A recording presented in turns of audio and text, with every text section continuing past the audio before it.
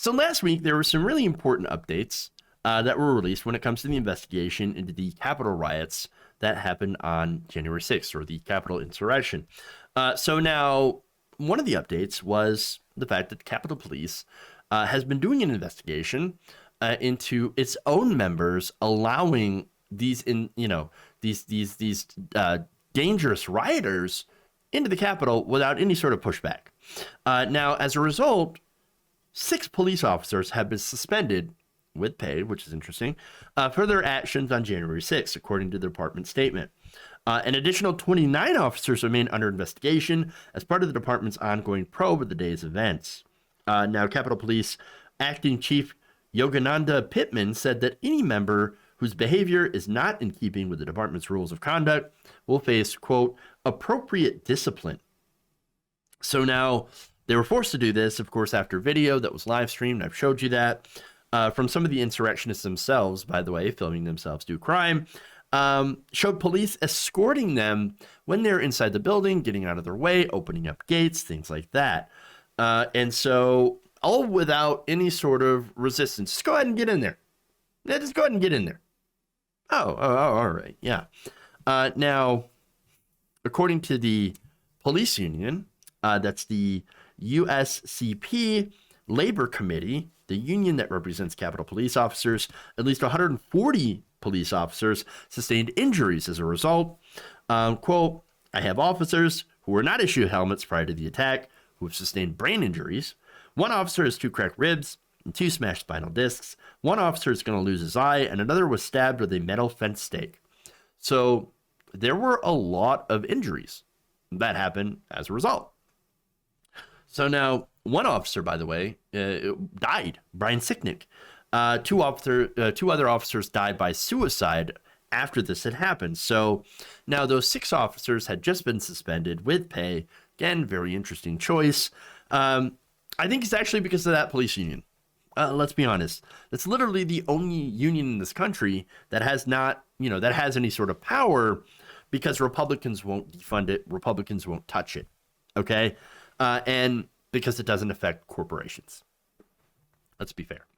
That said, 35 police officers under investigation.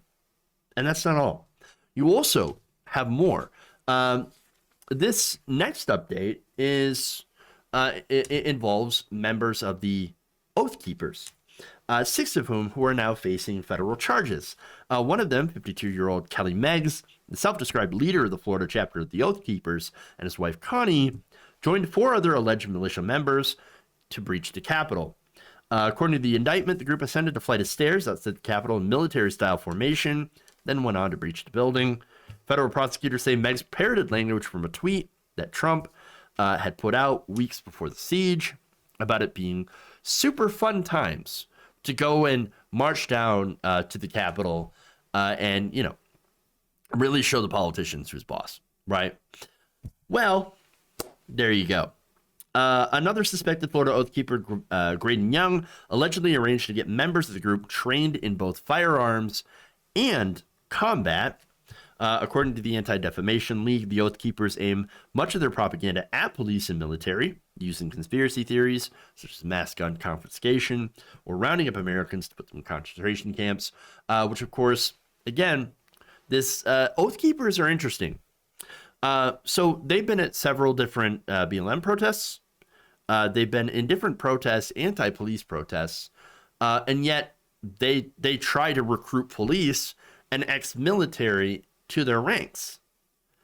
They're pretty interesting in that respect, but they're also incredibly dangerous, as they are an anti-government militia group.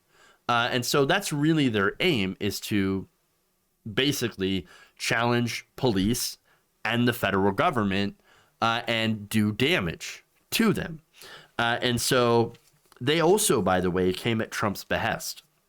And so that's interesting that they were behind Donald Trump and yet went to the Capitol, the head of the government, which is president of the United States, but also is somehow against the government of the United States.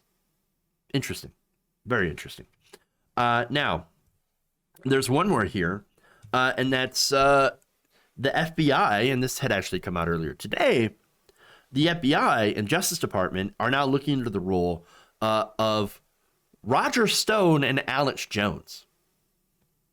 What did they have to do with the incitement of the Capitol riots? That's what, of course, the FBI is looking into. Now, according to the Washington Post, investigators are looking at how their influence may have fueled the violence and whether that sway rises to criminal culpability and charges. Now, that, again, is very, very interesting here. The examination reveals, according to the Post, ongoing interest in individuals who never set foot in the Capitol, but may have played an outsized role in what happened by repeatedly pushing lies that may have helped incite violence. Video and other information suggests that in the days before the Capitol attack, Roger Stone himself was associated with men who stormed the building. That gave investigators a window to examine interactions and communications between Stone and the rioters, according to the New York Post. We are investigating potential ties between those physically involved in the attack on the Capitol and individuals who may have influenced them, such as Roger Stone, Alex Jones, and Stop the Steal organizer Ali Alexander, a U.S. official told the Washington Post. So that is interesting. Now, look, there's no doubt that the words from Roger Stone and Alex Jones were definitely inciting. Of course. I mean, you had them say, oh, go fight, be the real patriots and take your country back and all this stuff. All right. And so that said, do I think that they're going to go after Roger Stone? Well, maybe Roger Stone. Let's be fair, because they already went after him and he got pardoned by Trump. But Alex Jones has admitted that he's playing a character. Okay. He's played a character. He admitted that in court. Just like Tucker Carlson, by the way, plays a character, as he admitted in court cases that, no rational thinking person would ever take Tucker Carlson seriously. Same with Alex Jones, who admits, as I said, to playing a character.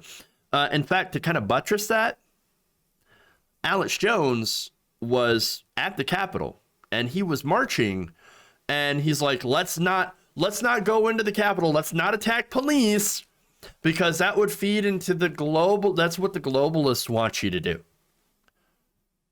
My read of that is Alex Jones knows he's a fake, he's a fraud, and that at that moment, it got too real. And he's like, oh, shit. Oh, no. Trump's over there. Let's go listen to Trump speak. He was actually filmed at one point saying that. Like, get up, no, let's not do that. I'm just playing a character for money. That's all I'm doing. So I can sell my ridiculous, so I can enrage people and then, sell my ridiculous protein or whatever. What does he sell, like protein shakes or I don't think he does. But he sells like supplements. That's what it is. Yeah, dietary supplements and like prepper food. I mean, that's all he wants to do is just make a buck. And Alex Jones, again, He knows the rhetoric that gets people, fired up and willing to watch and to buy his products. It got too real for him. So, again, I don't think that anything's going to happen to at least Alex Jones. Roger Stone, well, that might be interesting. He was, of course, hanging out with the Oath Keepers on the day that they had decided to, storm the Capitol. So that is interesting. But what I do know 100% is that you've got a lot of people on the ground, the Oath Keepers, and the rioters. Certainly they're getting in trouble. But the people who spread around the lies and incited people to violence, people like Trump and Jones, I don't think they're going to be touched at all. If you enjoyed this video, please give us a like and share with your friends. You can subscribe and help out the channel by becoming a patron. It's patreon.com/Jeff Waldorf, or you can become a channel member as well by hitting the join button below.